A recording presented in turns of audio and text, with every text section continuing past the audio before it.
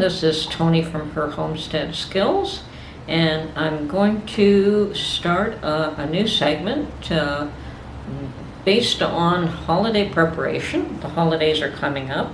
In the US, you have Thanksgiving. In Canada, it would be Christmas and Halloween as well, I guess. Halloween is fast approaching.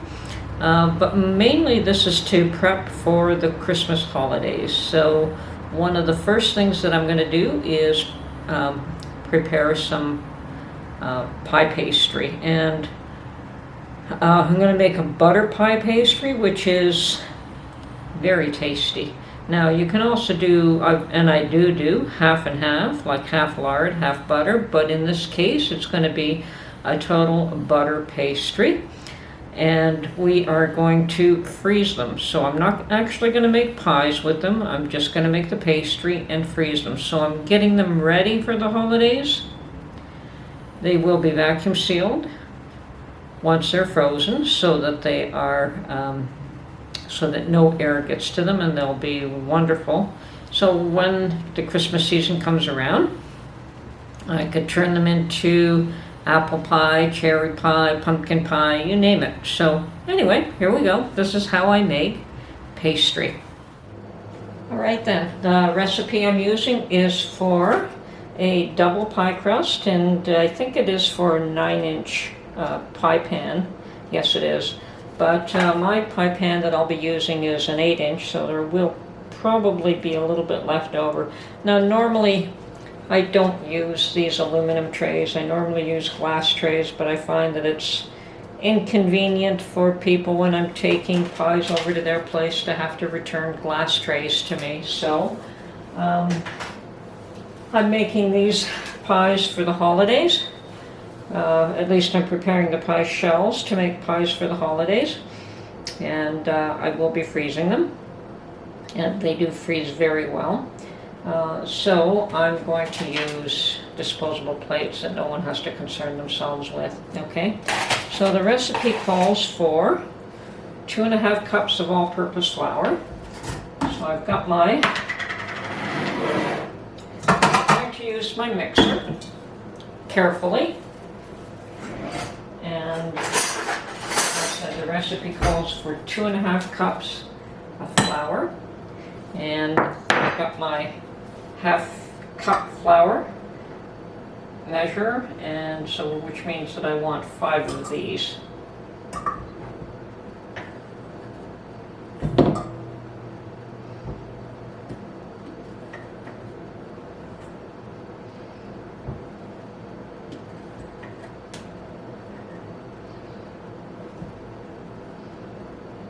Now I will be making 2 batches of these to end up with at least 4 pie crusts. I may even get 5 out of it because of the smaller size pans. Okay, so there's the first. And with the 2.5 cups of flour, the recipe does call for half a teaspoon of salt, but I use salted butter. I've never used unsalted butter, so I'm omitting the salt altogether. And I've got a cup of cold cubed butter. Okay, so that will just be tossed in there. Now there's a reason for having it very cold and cubed. That's because when you mix it in, you do want bits of the butter to remain in the flour. You don't want a mixture that is totally creamed. You want bits of butter to be in, then you can still see them. So I'm going to turn on the mixer and mix this a bit so that it starts to, the butter does start to break up a little bit.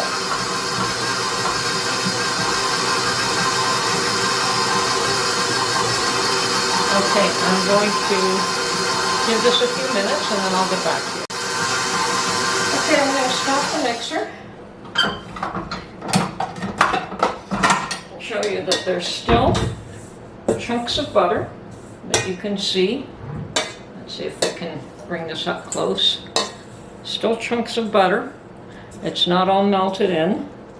And that's why you want cold butter. You don't want the butter to melt and mix it. So now what we're going to do is put this back on the mixer.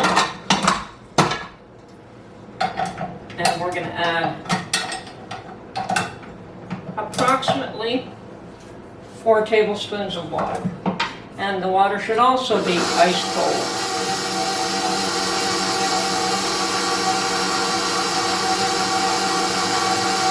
Slowly going to dribble this in.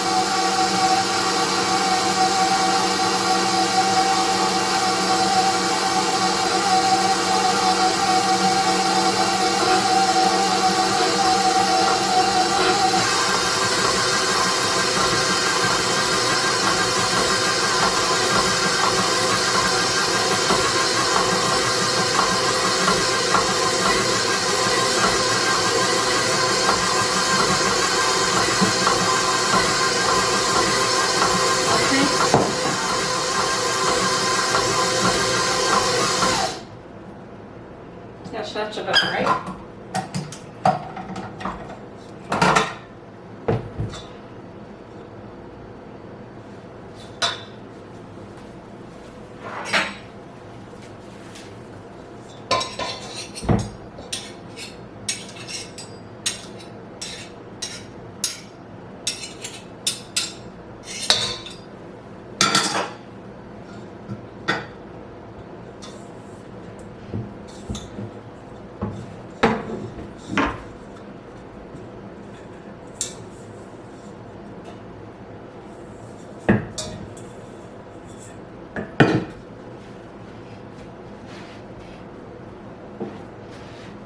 Now I don't want to work the dough too much because there's a bit of ice in there, which I'm going to remove.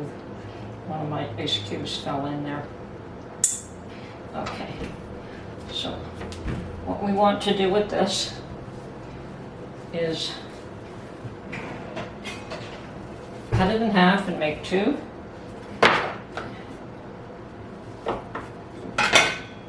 Balls, and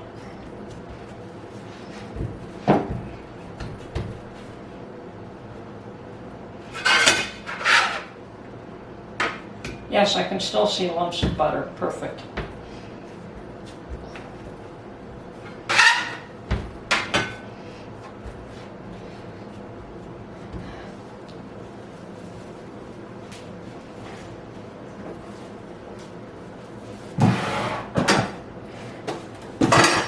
Now we're going to wrap up each one of these and put it in the refrigerator.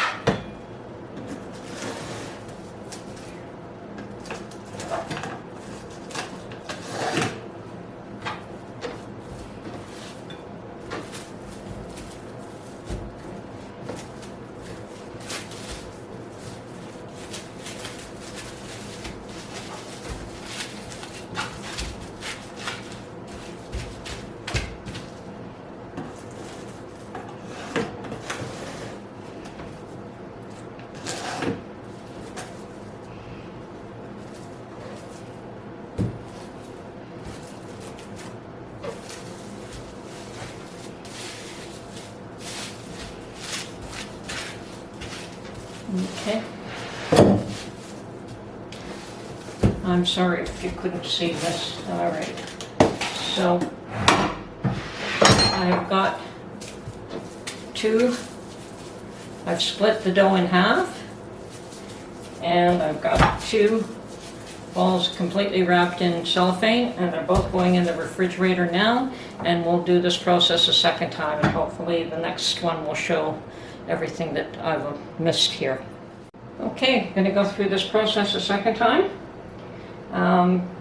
So 2.5 cups of flour, and I didn't even bother to wash out my bowl because it really isn't dirty, and we're doing exactly the same thing in there that we did the first time around. So 5 half cups, which is 2.5 cups of flour.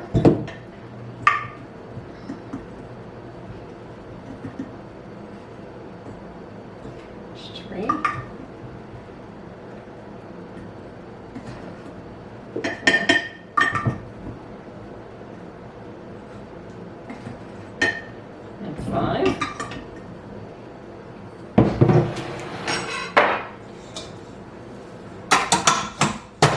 on my mixer.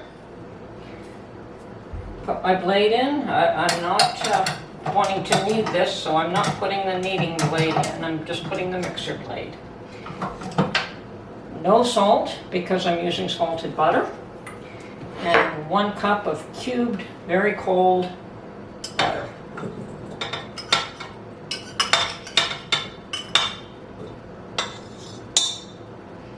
Okay, we'll let the mixer do the job. While I just tidy up a little.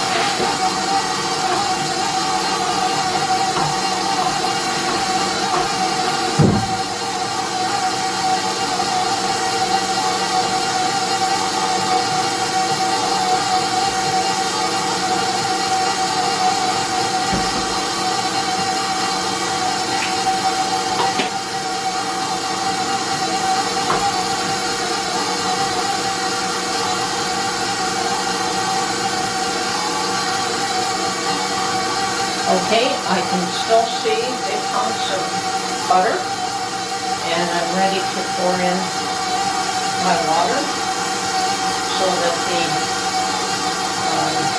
flour and so it just becomes one dough. And I'm just gently pouring this in so it'll pick up all the flour.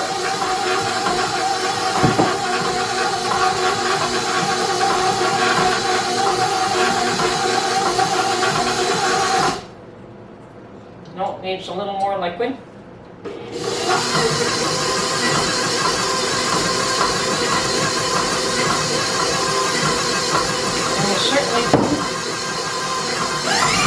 And you don't want to overwork the dough.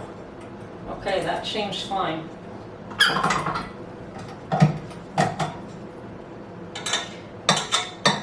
And that's the issue with a butter pastry, is if you overwork the dough, it becomes hard. And we don't want a hard, we want a flaky pastry.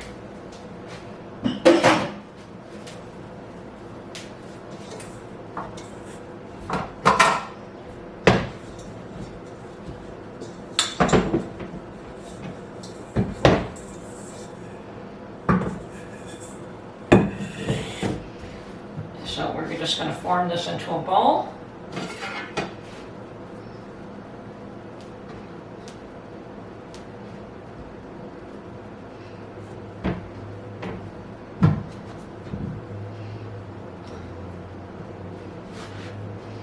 Say that's about right. Once again, yes, I can still see lumps of butter. I don't know if I can show this in the camera, but there are spots of yellow that you can still see butter in there, like lumps of butter, and that is what you want. You don't want the butter to have totally melted. Okay, so split this in two as evenly as possible. And there, I think here we can see the butter, chunks of butter a little bit better. Okay, that's what creates your flaky pastry. And now we're just going to try to round these off a little bit without working them.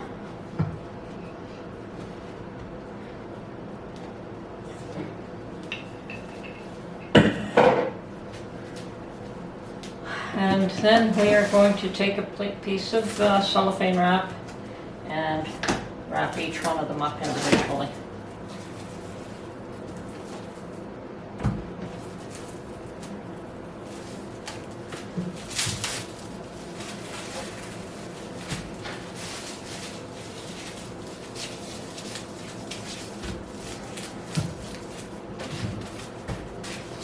Okay, second one.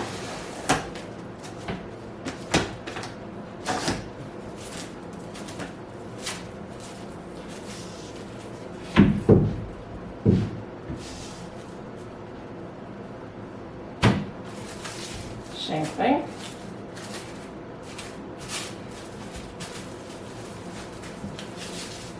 Wrap this up. And these should stay in the fridge at least an hour. They could stay longer. They could stay overnight. You can come back to them in the morning. But we'll see how I feel about rolling the note today. Okay. That's 4 crusts, maybe 5. Okay, now for these pastry shells that I made. They are mostly frozen, and what I want to do is protect them. I have this odd little container that I bought from the dollar store, which is actually made to transport pies, ready-made, which is wonderful. I will be able to use it for this purpose as well. So what I'm going to do is put a piece of cellophane in one, wrap it up, sort of. Now, I wonder if I could vacuum seal these. Probably not. Okay. So, I may look at doing that later, but for now I want to continue to freeze these. So, each one will get a cellophane wrapping and then placed in this container.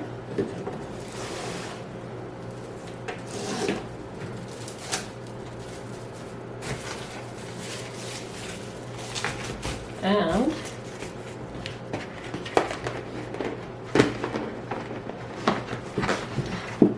this whole thing could either go in a freezer bag or be, no, at least for the time being they'll freeze solid in here, and I may look at putting them individually in